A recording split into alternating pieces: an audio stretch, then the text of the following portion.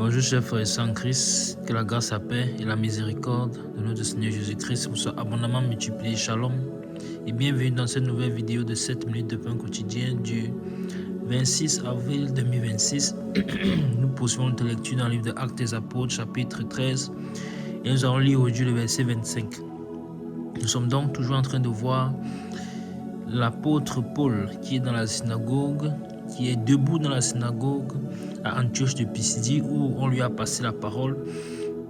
L'apôtre Barnabas, lui, leur demandant s'ils avaient une exhortation à adresser au peuple de se lever et de parler. Il s'est donc levé, il leur a fait signe de la main, il a commencé à leur exposer les Écritures poussées par le Saint-Esprit en commençant par le livre ou bien par les pères, c'est-à-dire Abraham, Isaac et Jacob. On a vu dans ce discours qu'il a entamé un peu le discours de l'apôtre Pierre dans le livre de Actes des Apôtres chapitre 2 et même dans le chapitre 4 et même dans le chapitre 3.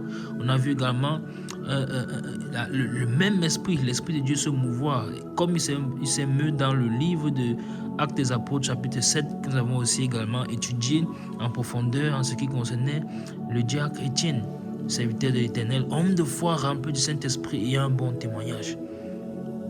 Alors, il est en train de vouloir, l'apôtre Paul, gagner ses frères qui sont encore retenus dans la loi, ne sachant pas que la loi a déjà été accomplie en Christ et qu'aucun homme sur la terre ne pouvait accomplir la loi et que même en accomplissant la loi, on ne pouvait pas trouver véritablement la justice dans la loi. On ne pouvait pas trouver la justice dans la loi. Et on a vu au verset 23 que nous avons étudié il y a 2 jours qu'il a déclaré officiellement que c'est en réalité sur Jésus-Christ que toute la loi pointait. Je vais relire peut-être ce verset 23 là. C'est de la postérité de David que Dieu, selon sa promesse, a suscité à Israël un sauveur qui est Jésus-Christ. Lui, il a clairement dit que le sauveur c'est Jésus-Christ. Et quand il dit Jésus-Christ est le sauveur, ces juifs qui sont en train de l'entendre, quelque chose doit commencer à battre dans leur cœur. Ça, c'est la foi. Ça, c'est l'appel de la foi. L'appel du Père lorsqu'on annonce la bonne nouvelle de l'Évangile. Et le cœur commence à bouger. La bonne terre, la terre commence à dire, j'ai entendu une voix, j'ai entendu quelque chose, j'ai entendu une parole. Cette parole est une semence. Est-ce que mon cœur est disponible pour que cette parole puisse entrer dans mon cœur et être plantée et produire du fruit? Et donc la question que je te pose, toi qui écoutes ces vidéos maintenant, est-ce que ton cœur est disposé à recevoir la bonne parole de l'Évangile? Si tu n'as pas encore de ta vie au Seigneur, est-ce que ton cœur est disposé? L'apôtre Paul qui est en train d'annoncer ici le Seigneur Jésus-Christ, c'est le Seigneur Jésus-Christ là, plus de 2000 ans plus tard, que je t'annonce encore. Il est toujours vivant. Il est toujours vivant. Il est venu mourir à la croix il y a justement plus de 2000 ans pour que l'homme ne périsse point, mais la vie éternelle soit rachetée et soit réconcilié avec Dieu. Étant éloigné de lui, c'est la condamnation qui t'attend. Soit à ta mort, soit lorsque le Seigneur Jésus reviendra pour juger le monde. Mais il ne veut pas que tu périsses. Mais c'est toi qui as le choix. C'est toi qui as le choix. Tu as le destin de ta vie, la vie éternelle entre tes mains.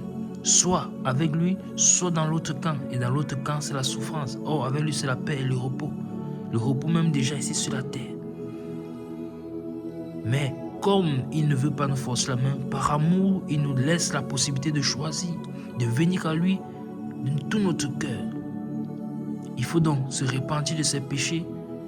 Si c'est ton cas, repens-toi de tes péchés, abandonne la vie passée que tu avais, que tu as menée jusqu'ici, éloigné de Dieu, repens-toi, accepte-le comme Seigneur et Sauveur et il viendra à toi. Si tu t'approches de lui, il viendra à toi. Il te donnera son esprit. C'est son esprit. C'est l'Esprit Saint qui est le gage de la rédemption.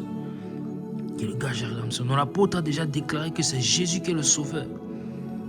Et le verset 24 que nous avons lu hier, disait ceci. Avant sa venue, Jean avait prêché le baptême de la repentance à tout le peuple d'Israël. Le baptême de la repentance. Voilà ce que Jean avait prêché. Le baptême de la repentance. Le baptême de la repentance. Le baptême de la repentance. Voilà ce que Jean a prêché. Vous voyez donc que dans toutes les Écritures, Dieu a tout fait pour que l'homme se répande, pour que l'homme vienne à lui. Jean, qui était le dernier prophète avant le Seigneur, qu'est-ce qu'il a fait? Il a prêché le baptême de la repentance. Donc le baptême que Jean a prêché, Jean-Baptiste, c'était le baptême de la repentance. Pour que les hommes se répandent. Pour que les hommes se répandent.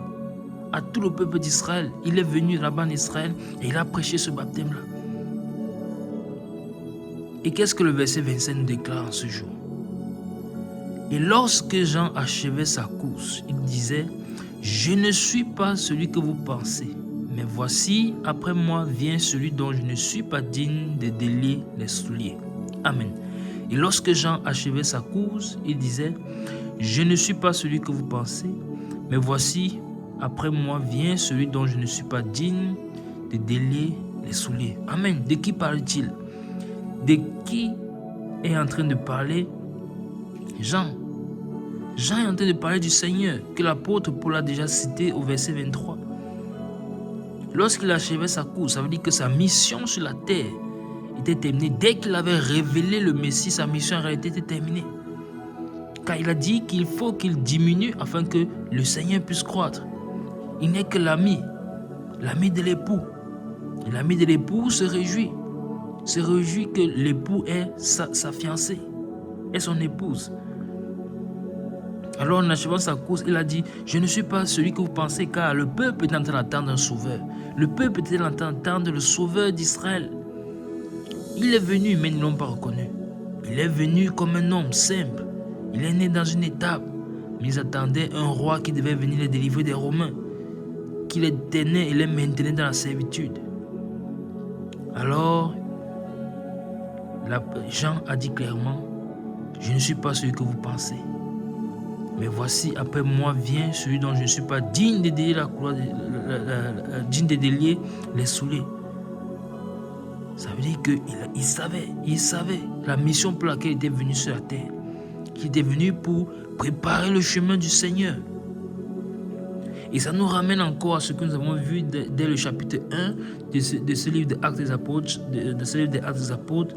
Nous devons connaître la mission pour laquelle le Seigneur nous a menés sur la terre. Et nous avons également vu ceci dans la vidéo précédente. Chacun de nous sur la terre a une mission que le Seigneur nous a assignée. Il y a une mission que le Seigneur nous a donnée. Mais nous devons la connaître. Et nous ne pouvons la connaître que si nous sommes en lui. Si nous sommes en lui, et si nous venons à lui, et si nous nous intéressons à lui, et même étant à lui, il nous faut chercher sa volonté, comme le Seigneur a cherché la volonté du Père. Il a mis sa volonté de côté pour accomplir la volonté de Dieu. Et étant dans cette volonté-là, il était toujours sur la dépendance de Dieu. Il nous a montré donc le bon exemple, le Maître. Le Maître nous a montré le bon exemple, le Seigneur Jésus. Alors, il a dit clairement: je ne suis pas celui que vous pensez, mais il vient. Il vient après moi, il vient. Et il est venu. Il est venu, les apôtres ont rendu témoignage. Il est venu. Alors, n'endurcissons pas nos cœurs. Que nos cœurs soient disposés. Si tu n'as pas encore donné ta vie au Seigneur, n'endurcis pas ton cœur. Que ton cœur soit disposé à accepter le Seigneur Jésus. Et si tu l'as déjà fait, tu as donné ta vie au Seigneur, alors cherche à connaître la volonté de Dieu pour ta vie. Cherche à connaître la volonté de Dieu pour ta vie. Ne mène pas une vie chrétienne tiède. Une vie chrétienne de routine, de religion. Non, il faut avoir cette intimité avec le Seigneur, comme il a eu avec le Père. Il a dit: le Père et moi, nous sommes un. Et il a prié pour que nous aussi, nous entrions dans cette intimité-là. Alors il nous faut connaître la volonté de Dieu pour nous, pour nos vies.